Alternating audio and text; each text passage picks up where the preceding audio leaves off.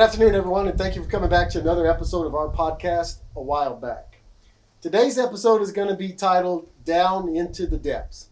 So what we're going to talk about today is pulling old wells, also maintaining wells, and we're going to lead off with Dad first talking about the well that they dug, and then also windmills, and not just maintenance, but how you were able to keep them primed, to keep them running. And then out here on this place, we had also had to change the jet flow valve. Yeah. And I forgot, what else did we valve. change that? Foot Foot valve. So we had changed out both those on the well here, and that was probably about 8 years ago. And we pulled all the piping out, and it was 60 plus feet. Yeah. Because the well, I believe you said, is 90 feet or so deep. 90 feet deep. So yeah, we'll talk about that too. But let's get started. So first, Dad, did you want to talk about the windmills when you were growing up? Yes. When I was first growing up, we used to have this dug well. And this dug well was probably around 4 feet wide, and I think it was about 20 to 25 feet deep. And it amazes me how those old timers, how they went ahead and dug them wells. Yeah. And what they did, they went ahead and put bricks around the whole inside of the well.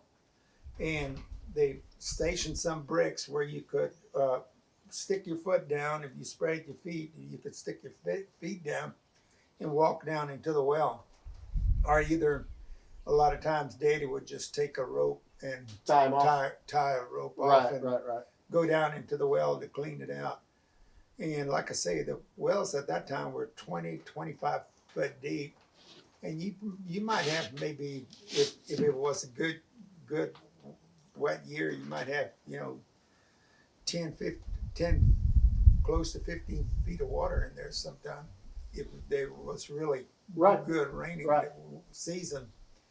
But then when it would get dry, I remember him having to go down into that well and taking a big old bucket and scooping the sand out from the bottom of the well. And we'd be dumping the sand out, because if it got too low, then the sand would start clogging it up, and we'd have to get the sand out of there so the water would come back and build up.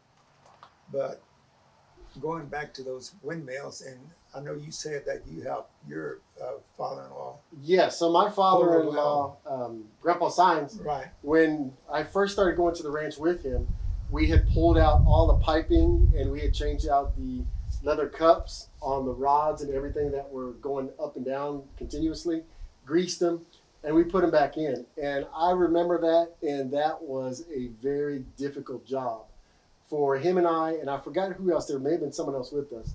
But when we had started pulling them up, you literally had to hoist them up by hand. Mm-hmm. And those aren't light, and that was tough work doing that. And it took us quite some time to finish that one windmill. So. Oh yeah, those little rods. I remember Daddy, and we pull those windmills like that too. And the rod in there, a lot of times after a lot of years, it would just rust. Exactly. And rust out, and then you had to, when it get weak, it would start bending, and then you had to replace that rod. But that was a job. I mean, you had to have, like you say, climb up on top of the windmill and pull all that out. And I remember at that time, you're talking about the leather seals and stuff, cups. Well, at that time, I remember Daddy would just get it from an old shoe. Really? Yeah, he'd make his own leather seals and put them in there, and that thing would work like a charm. Wow, ingenuity. That's all it took. Oh yeah. But at that time, I don't know if they even had seals for it like that. But I know that was one of the things he used to always make his seals and put them in there, and the thing would work perfect. Wow. Yeah, because let's see, Marty and I have been married 27. We're going to be going on 28 years this year.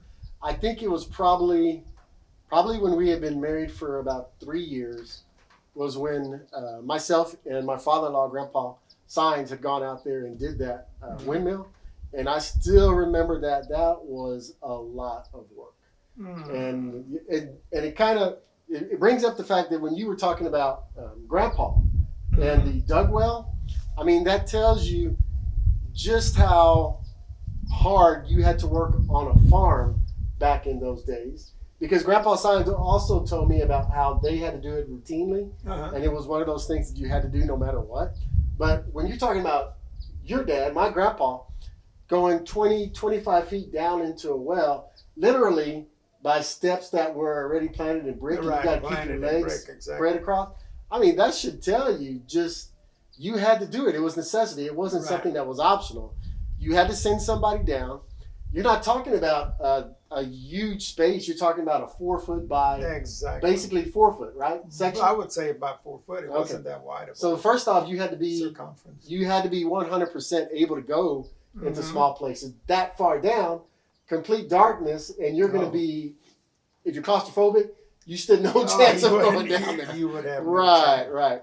And I'm sure he was probably feeling around on the bottom, picking up sand, using a bucket to scoop sand, all that kind of stuff, right? So that just tells you it was just a necessity. It wasn't an option back then. You had to do it. But also, Bert, I read this on the internet. I never saw it happen, but they said in those old days, the cisterns, they held anywhere from, I think, 1,500 to 1,800 gallons. And I was reading up on it, and I didn't realize this, but you know what? They say it took about 40 people to pull that cistern up on them posts to set it up, because your water from the windmill came into the cistern. And it collected in there, right? Collected all the water into the cistern, the 1,500 gallon or 2,000 gallon cistern, and then that's what ran to your houses and your faucets and your troughs or whatever. But that's the way. But that amazed me, and I saw that, and I said, "You mean it took that many people to put?" But just think about it, how heavy that cistern was at those days. Because and I'm sure that quite a few of you have seen these cisterns. They're the concrete shaped ones and you don't see them a lot anymore. But there's every once in a while, if you're driving and you see one of those raised concrete, not bowl, but looks like a big, huge container that's in almost all cases, they're on concrete stilts or pods, or tripods, stuff like that. Or just heavy or posts. Even heavy posts, railroad ties, things like that. Yeah. That's what he's talking about. So I fully understand why it would have taken about that many men. Yeah, and most of those tanks that I remember during our days were metal. They were galvanized. Well, the last ones I've seen were concrete. They were concrete. Yeah, some were concrete. I mean, it's a lot of concrete ones too. I don't think they were quite as big on the concrete, because that would have been pretty heavy to get up there. The ones between, for instance, Corpus, Alice, Benavides, those I've seen quite a few of those there. But they were for farm use because they're right there next to the fields. Farm use. Well, yeah. So you have to have something that's going to be heavy duty. And I can see now, they can lift anything. But in those days, when you didn't have all these this equipment to raise all this stuff, it was strictly metal and tin. Yeah. So let's talk about the well out here.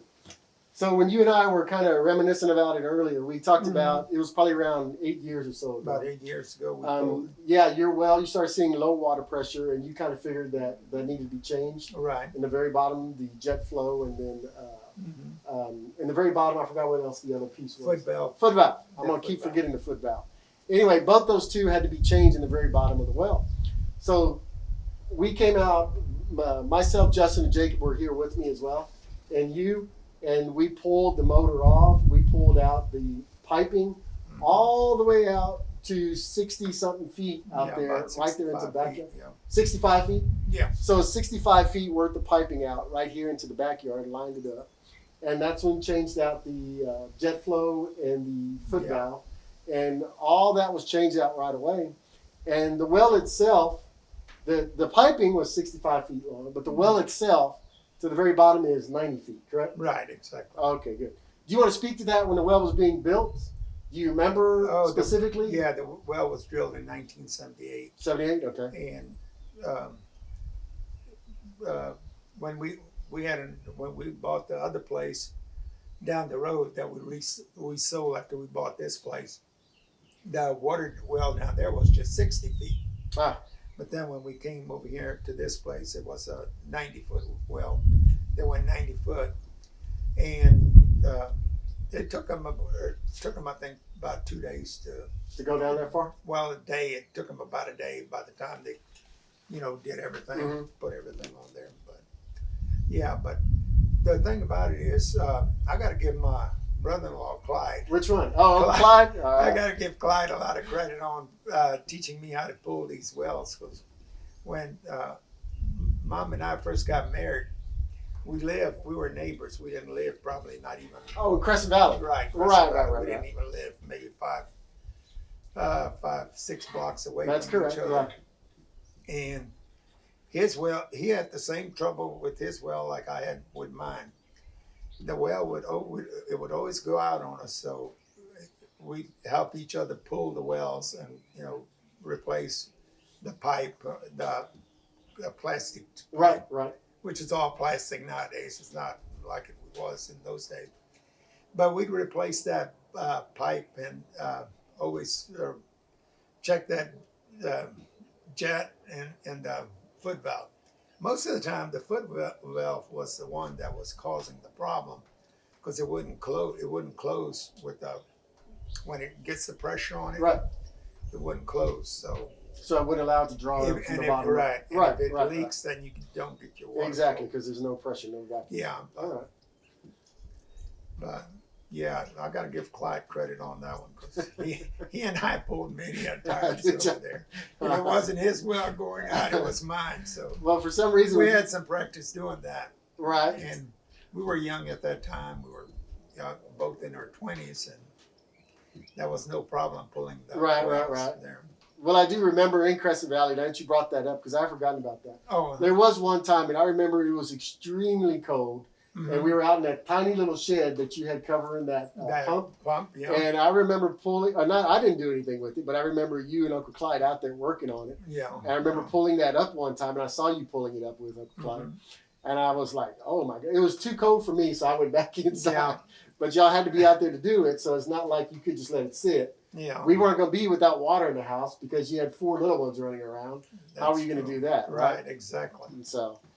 But if it wasn't a foot valve or a jet, you'd have your clamps. The clamps would rust off through. on the pipe, right. rust through on the pipe, and then you had to replace the clamps. And that was most of the time the plastic pipe would last a long time, but of course when you're pulling that, you just as well replace that plastic pipe because you'll never know how long it'll last. Yeah, at the same time, it makes sense. Yeah. So this last one we had replaced it. That wasn't the original. Was that the original when we had replaced it 8 years ago? That wasn't back from 78, was it? No, I think it was pulled once before. There was one pulled before. Yeah. Because I don't remember pulling it before. Because I think we pulled it once before for something. Replace the pipes too. Oh, okay, all right. Or the foot valve for something went out on it. Okay, good. All right. But the only thing is the way you don't, what happens is you may get some trash into the jet or that foot valve, and that's what causes the problem. It may be a small piece of trash go in there, and that'll mess it all up. Mess up the water pressure and Yeah. everything to it, right? Yeah. Okay, good. All right. So we talked about wells. We talked about pulling wells. We talked about windmills. So Grandpa and I are just talking about some of the labor that's involved around here, of course, on the farm where he grew up. But it brings back good memories. It brings back memories, and then you realize, wow, going 20, 25 foot down into a well by yourself, that was something. And it makes you realize that, there was no other options for you. You couldn't call somebody. Can you go on and bring your auger out here? There's a well service. Yeah, well service. Come on, can you come and do? No, you literally had to do the stuff yourself. So there was no other options available to you at that time. So that's so true. Absolutely, and that's what's most impressive about the fact that Grandpa would actually go in to that, and he would go down to the bottom and do those kind of things. Yeah. So that just tells you just how hard a worker he was, and just how brave in certain instances, especially like that a man has to be to go and do those kind of things. But so is there anything else that you can remember as far as the wells or windmills, anything in particular that crosses your mind? No, the only thing you know about the windmill, and everybody knows that you got to have the wind to turn that big wheel. If you don't have the wind, then you don't get it. And the tail on that top of that windmill, it would show you which way the wind was blowing. Right. The tail would always go with the wind. Yep. So, all right. That's pretty much about it then. Pretty much it. Okay, good. Okay. Let me tell you something else.